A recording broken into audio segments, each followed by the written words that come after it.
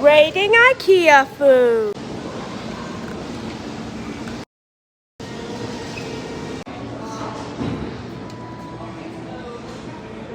So what I'm about to rate is this lingonberry drink, some Swedish meatballs and mashed potatoes, more Swedish meatballs, garlic bread, fries, chicken, and the mac and cheese. So first up, I'm going to try the original Swedish meatballs. So good. Could use a little bit more, but I would rate this a 9.5 out of 10. Next up, we have the mashed potatoes with gravy. Could be more creamier. I would rate it an 8. And then the very next thing I'll be trying is the mac and cheese.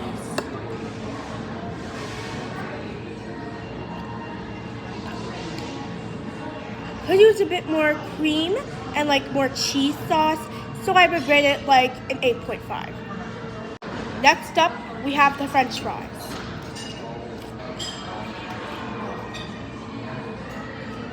Could be a little bit crunchier, could use more salt, and could use a little bit more potato. So I would rate it a 7.5. Next up, we have the chicken tender. Could use a bit more crunchiness. It felt like it was cooked like a while ago. It was like not very warm as it's like supposed to be. So I would rate this like an 8. Next up, we have the garlic bread. Not very warm.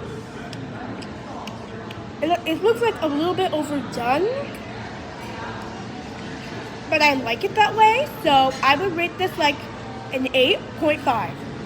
Next up, we have the lingonberry drink. It tastes good. It tastes tangy. Not that sweet. It looks tart and like it tastes tart. So I feel like I would rate this like also an 8.5. There, that's my food review for today.